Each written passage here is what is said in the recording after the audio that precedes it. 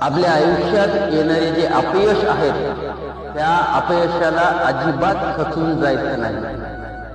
आपल्या आयुष्यात येणारे जे अपयश असतात ही आपल्या भविष्यातील यशाची खरी सुरुवात असते। म्हणून आयुष्यात येणारे जे अपयश आहेत ह्या अपयशाला आपण कसल्याही प्रकारे घाबरून आपल्या यशामध्ये अडथळा बनवायचा नाही।